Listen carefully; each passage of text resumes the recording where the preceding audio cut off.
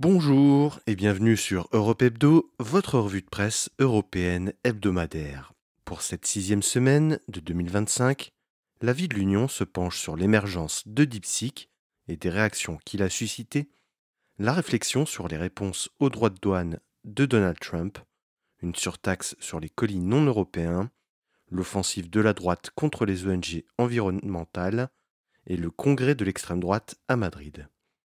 Dans le club des 27, l'Allemagne manifeste contre l'extrême droite et subit des interférences étrangères. La Belgique présente son nouveau gouvernement. L'île de Santorin est évacuée à cause de nombreux séismes. Le Groenland prépare ses élections législatives. Les États baltes se débranchent du réseau russe. Et la CPI enquête contre l'Italie. Et chez nos chers voisins, la Géorgie accentue encore la répression et la Moldavie envoie du gaz en Transnistrie. Passons sans plus attendre à la vie de l'Union. Numérique. L'émergence de DeepSeek bouscule l'Union. La semaine dernière, l'annonce avait fait l'effet d'une bombe. L'intelligence artificielle chinoise DeepSeek répondait à l'annonce de l'immense projet de soutien à la construction de méga data centers par Donald Trump aux États-Unis. DeepSeek a coûté très peu cher à développer et l'a été de manière collaborative. Mais certains médias ont déjà montré les limites de DeepSeek qui ne répond pas aux questions embarrassantes pour la Chine, comme sur Tiananmen, par exemple. L'Union européenne et ses États membres s'inquiètent déjà de la protection des données par DeepSeek. Pour l'instant, 7 régulateurs nationaux ont lancé des enquêtes plus ou moins poussées concernant la protection des données par DeepSeek. Une seule plainte a été déposée au Portugal par une association de consommateurs. Si en France la CNIL n'a pas lancé d'enquête, elle analyse l'algorithme et a demandé des informations supplémentaires à l'entreprise. L'Italie l'a bloqué sur son territoire. Ces 11 et 12 février, le Comité européen de protection des données doit se réunir et DeepSeek pourrait bien faire partie de l'ordre du jour. Côté Commission européenne, le règlement sur l'IA est devenu pleinement applicable depuis la semaine dernière. Mardi 4 février, la Commission publiait ses lignes directrices. Des lignes directrices qui traduisent l'attentisme de l'exécutif européen, qui sent que l'IA est en pleine révolution et que tout peut changer rapidement. Elle ne définit pas ce qu'est une IA, ni à quelle gamme de systèmes s'applique la nouvelle législation. Elle limite l'application du règlement à des cas extrêmement dangereux, comme la notion de crédit social observée en Chine. La Commission se laisse des marges de manœuvre pour coller au plus près des rapides évolutions et ne s'interdit pas d'établir de nouvelles lignes directrices très rapidement. International, l'UE réfléchit sur d'éventuelles réponses à donner aux menaces de Donald Trump. Les États membres de l'UE, même s'ils se sont offusqués des différentes déclarations de Donald Trump, n'ont pas encore réagi à la menace de droits de douane supplémentaires. La Commission attendra que la menace s'applique pour répliquer. Les chefs d'État et de gouvernement au sein de l'UE semblent d'accord pour dire qu'une guerre commerciale entre alliés est contre-productive et que l'Union doit montrer les muscles si elle est attaquée par les États-Unis. Une des stratégies qui pourrait être choisie serait de réorienter la menace des États-Unis vers la Chine. Sur la menace elle-même, on voit que Donald Trump a suspendu les droits de douane supplémentaires infligés au Canada et au Mexique pour 1 mois, après des petites mesures pour répondre aux demandes de Donald Trump. Ces changements à la marge semblent satisfaire Donald Trump, qui cherche avant tout à montrer qu'il peut faire plier les autres pays et qu'il est le président de la première puissance mondiale à qui personne ne résiste. Il n'a d'ailleurs pas hésité à gonfler le déficit commercial des États-Unis à l'égard de l'UE. Il l'estime à 350 milliards d'euros, alors que la Commission européenne l'estime à 150 milliards d'euros. Elle annonce même qu'en comptant les services, ce déficit se réduit à 51,8 milliards d'euros, ce qui représente 0,3% du PIB de l'UE. Ursula von der Leyen et Christine Lagarde ont déclaré qu'il fallait acheter du gaz naturel liquéfié américain, mais il est bien moins bon marché que le GNL russe. Certains eurodéputés se sont offusqués d'une telle proposition, considérant que perdre la dépendance vers la Russie pour aller vers une dépendance de l'Amérique de Trump relevait d'une erreur stratégique. Si les droits de douane s'élevaient à 10%, l'UE perdrait entre 0,5 et 0,9% de son PIB. Les droits de douane appliqués au Canada et au Mexique seraient même plus susceptibles de toucher les entreprises européennes disposant de succursales dans les deux pays. Mais l'isolationnisme américain aurait l'avantage de rendre l'euro plus compétitif que le dollar et pourrait aussi ouvrir des opportunités commerciales. Commerce. La Commission européenne va proposer des frais de traitement pour les colis de plateformes en ligne. C'est un des grands enjeux des dernières années. Avec la montée en puissance d'AliExpress, de Temu et de Shein, c'est un peu plus de 20% des colis livrés dans l'Union européenne qui proviennent de Chine. Un déferlement de plus en plus compliqué à gérer puisque la quantité de colis a doublé entre 2023 et 2024. 91% des colis qui viennent d'ailleurs qu'en Europe viennent de Chine, principalement de Shein et de Temu. La Commission européenne a donc proposé de mettre en place des frais de traitement des colis pour faire face à l'arrivée massive des colis. L'argent collecté servirait à financer les contrôles douaniers concernant ces colis. L'augmentation exponentielle du volume de colis rend l'arrivée de contrefaçons et de produits qui ne respectent pas les normes européennes beaucoup plus simple, puisque les capacités de contrôle n'ont pas augmenté en conséquence. La proposition de la Commission permettrait d'adapter le niveau de contrôle au volume de colis et réduirait peut-être aussi la demande. Augmenter la capacité de contrôle permettrait de renforcer la protection de la santé et de la sécurité des consommateurs, de réduire l'impact sur l'environnement et de réduire les distorsions de concurrence. En parallèle, la Commission remet sur la table la suppression de l'exemption de droits de douane pour les colis dont la valeur est inférieure à 150 €, accompagnée d'une réforme du partage des données douanières dans l'UE. Reste que toutes ces propositions doivent être discutées par le Conseil de l'Union européenne et le Parlement européen. Société civile, offensive contre les ONG environnementales à Bruxelles. La stratégie du PPE contre le pacte vert n'en finit pas. Désormais, le PPE s'est mis en tête de priver de certains financements les ONG environnementales à Bruxelles en réduisant la portée du programme LIFE, programme de financement des projets innovants dans le domaine de l'environnement et du climat. Les députés de droite se sont mis en ordre de bataille en lançant une polémique. D'après eux, la Commission européenne aurait introduit une clause dans les contrats de subvention pour que ces ONG puissent faire du lobbying au nom de la Commission, ce qui constituerait une rupture de la séparation des pouvoirs. Les députés européens du PPE visent particulièrement la Direction générale de l'environnement de la Commission. Un argument réfuté par toutes les ONG qui y voient simplement un moyen de leur réduire leurs moyens financiers. Les subventions sont obligatoirement des cofinancements de projets et pas des financements de fonctionnement. Ces financements représentent en moyenne un tiers de leur budget. Monika Hohlmeier, l'une des députées de droite qui mène la campagne de dénigrement, issue de la CSU, la droite bavaroise, affirme avoir vu ces contrats, ce à quoi l'ancien député européen de la CDU, Markus Pieper, affirme qu'il alertait déjà sur ces contrats en 2016. Markus Pieper, vous vous en souvenez peut-être, c'est lui qui avait été choisi dans la plus totale opacité pour devenir envoyé spécial pour la Commission pour les TPE et PME, avant que la Commission ne se rétracte l'an dernier. S'ajoute à ça la prise de parole de Piotr Serafin, commissaire européen au budget, membre de la coalition civique en Pologne, lui aussi membre du PPE, qui affirme avoir relevé des comportements inappropriés.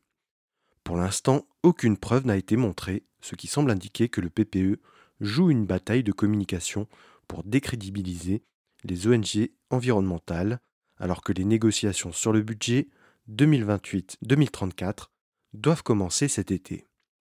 Dans ce sens, Niklas Herbst, encore un eurodéputé de la CDU, demande la liste exhaustive de toutes les ONG financées par la Commission européenne en ciblant 7 directions générales: la défense, la recherche, le climat, l'agriculture, la justice et l'immigration. Dans la droite ligne de ce que le PPE et la CDU en Allemagne proposent, le détricotage général des politiques environnementales pourrait être conséquent en 2025. Extrême droite, le congrès Make Europe Great Again à Madrid. Vendredi 7 et samedi 8 février, Vox et son président, Santiago Abascal, aussi président des Patriotes pour l'Europe, conviaient l'ensemble des membres du Parti européen à Madrid pour y discuter de la stratégie pour l'année 2025. Pour rappel, les Patriotes pour l'Europe, c'est 86 eurodéputés, dont 30 du Rassemblement national, plus grande délégation nationale au Parlement européen. Ce n'est pas pour rien que Jordan Bardella est le président du groupe au Parlement européen. La stratégie est d'accentuer la puissance de la coalition alternative au sein du Parlement européen. Malgré leur soutien à la réforme du règlement sur la déforestation demandée par le PPE et l'offensive contre la loi de restauration de la nature, finalement retoquée par les 27, leur stratégie s'est heurtée à un mur. L'une des victoires les plus importantes, c'est sur le prix Sakharov, où ils ont permis au PPE de faire que leur choix de l'opposition vénézuélienne soit le choix gagnant, après que leur candidat Elon Musk ait été rejeté. Ils veulent poursuivre les convergences sur l'environnement et l'immigration, et la montée de leur candidat au niveau national leur fait espérer une plus large influence au Conseil de l'UE. Passons désormais au Club des 27. Allemagne, manifestation, plan d'action de la CDU et ingérence étrangère. Même si la tentative de Friedrich Merz de faire voter sa motion sur l'immigration au Bundestag a échoué, malgré le soutien de l'AfD, toute l'Allemagne s'est mobilisée contre une telle alliance. Dimanche 2 février, la police décomptait 160 000 manifestants devant le Bundestag, alors que l'organisation indiquait la présence de 250 000 manifestants. 220 000 personnes ont aussi défilé à travers plusieurs grandes villes du pays, à Hambourg, à Leipzig, à Cologne et à Stuttgart par exemple. Une stratégie qui, pourtant, semble gratifier Merz d'un meilleur soutien populaire.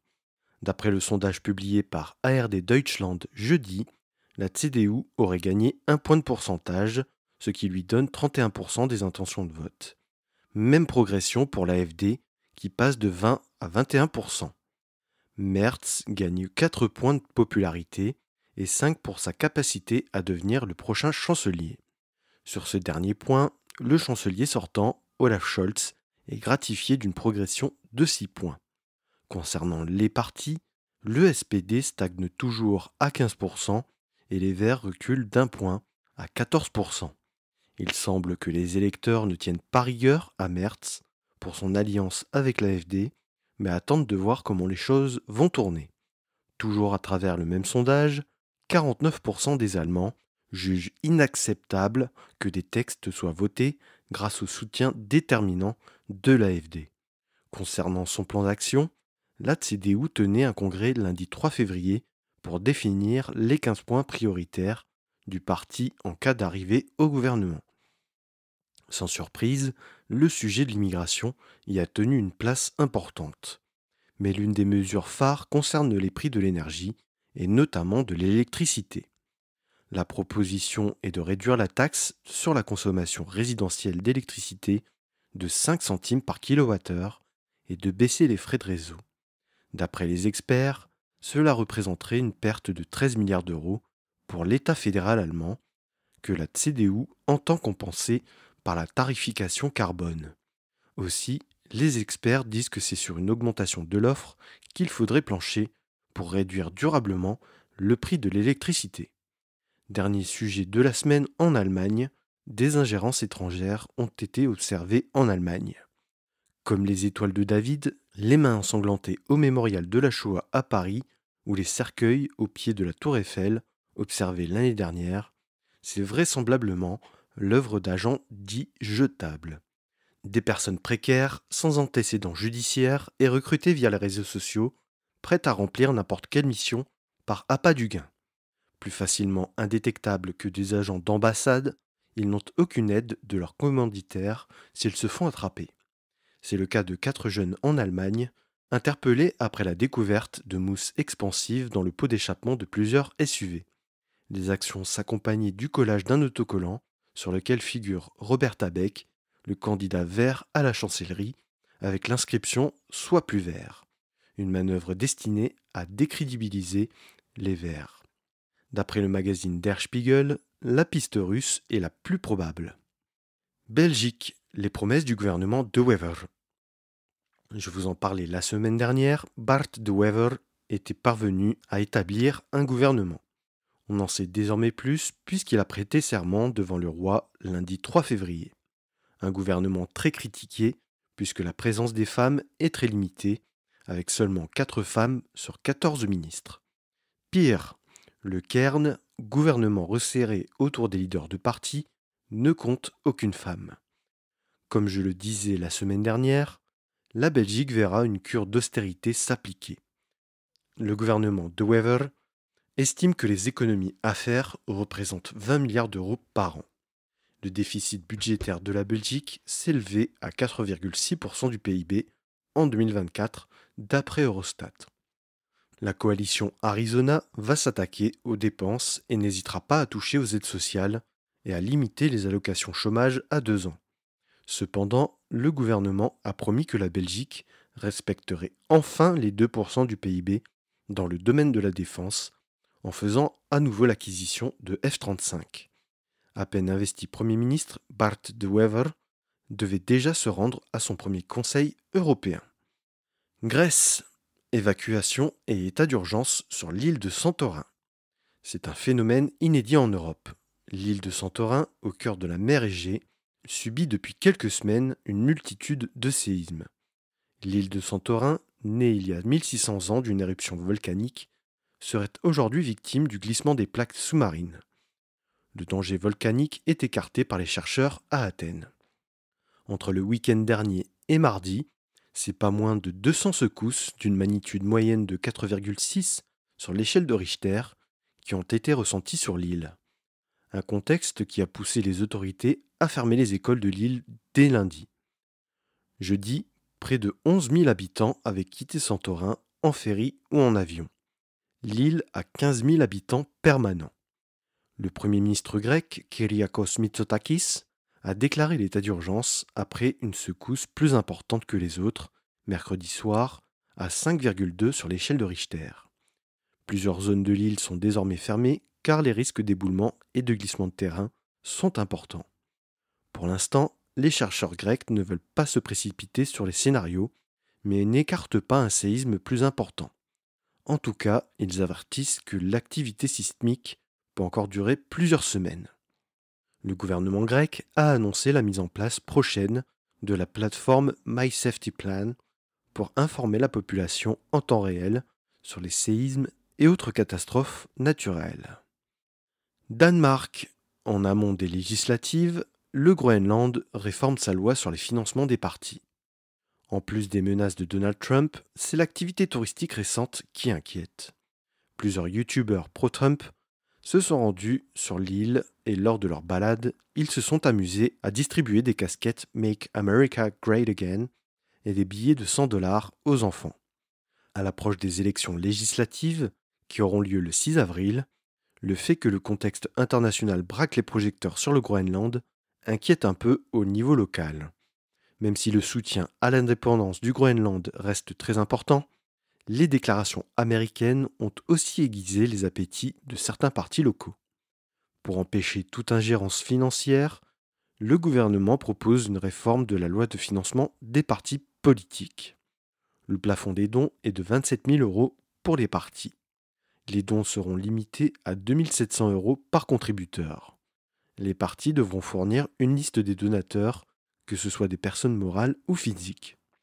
Pour les particuliers, les dons inférieurs à 130 € pourront rester anonymes. Ces mêmes règles s'appliqueront pour les sections locales, les mouvements de jeunesse ou pour les candidats à titre individuel. De faux tweets du Premier ministre ont déjà circulé sur X, ce qui démontre déjà que la campagne s'annonce tendue. La déclaration de J.D. Vance a horripilé la première ministre danoise, lui qui avait déclaré que le Danemark était un mauvais allié. Mette Frederiksen lui a rappelé que le Danemark avait perdu 52 de ses soldats en Irak et en Afghanistan, le plus lourd tribut des alliés en proportion de sa population. État balte, déconnexion du réseau électrique russe. Après 34 ans d'indépendance, l'Estonie, la Lettonie et la Lituanie sortent enfin du réseau russe d'électricité pour se raccorder au réseau européen. Une décision prise pour éviter les manipulations du voisin russe et assurer leur propre sécurité énergétique. Alors ce week-end, entre le vendredi 7 et le dimanche 9 février, c'était le moment de basculer d'un réseau à un autre. Un basculement qui se pratique juste par la synchronisation des fréquences. Ce qui n'a pas empêché des responsables lituaniens de poser avec le câble qui reliait la Lituanie et la Russie, alors désormais démonté. Une décision qui pourrait bien isoler un peu plus l'exclave russe de Kaliningrad. Kaliningrad, petit territoire surarmé sur les bords de la Baltique, équipé en Iskander en capacité de porter une tête nucléaire, et dernier avant-poste naval dans la Baltique pour la Russie, bien qu'elle soit de plus en plus isolée, devrait pouvoir subvenir à ses besoins en électricité avec une centrale à charbon et 3 au gaz, alimentée par un gazoduc du Bélarus et un terminal de gaz naturel liquéfié en bord de mer. Le seul risque est que si l'alimentation des centrales est défaillante, Kaliningrad ne pourra plus compter sur son voisin lituanien pour le dépanner, puisque les fréquences sont désormais différentes. D'ailleurs, la Russie a tenté plusieurs cyberattaques pour retarder la bascule. Pourtant, le projet a été initié il y a plus de 10 ans et les tests s'étaient bien passés en 2019. Italie. La CPI lance une enquête contre le gouvernement italien. Je vous en parlais la semaine dernière, l'Italie avait renvoyé l'ancien chef de la police judiciaire libyenne et directeur de la prison de Mitiga, Osama Al-Masri Najin, alors qu'il faisait l'objet d'un mandat d'arrêt international. Au bénéfice d'un vice de procédure, le juge d'instruction l'avait relâché après 4 jours de garde à vue, alors que les statuts de Rome, statuts qui ont fondé la Cour pénale internationale, en son article 70, permettaient une nouvelle arrestation. À la place, l'Italie a préféré utiliser les règles d'extradition au bénéfice de son allié historique, la Libye, sur qui elle compte dans sa politique migratoire. Mais l'affaire ne s'arrête pas là. La CPI ouvre une enquête à l'encontre de l'Italie pour ce qu'elle considère être une obstruction à la justice. La présidente du Conseil, Giorgia Meloni, reprochait déjà que le mandat d'arrêt intervienne aussi opportunément lorsque le suspect se trouvait sur son territoire, alors qu'il était dans l'Union depuis près de 2 semaines. Dans la foulée des déclarations de Donald Trump, qui entend mettre la CPI sous sanction, le vice-président du Conseil, Matteo Salvini, remet clairement en cause l'autorité de la CPI. Plus surprenant, l'ancien président du Parlement européen et désormais ministre des Affaires étrangères, Antonio Tajani, demande une enquête sur la CPI elle-même. Par un tel comportement et de telles déclarations, le gouvernement italien ne remet en cause rien de moins que l'état de droit. Passons enfin à la rubrique Nos chers voisins. Géorgie.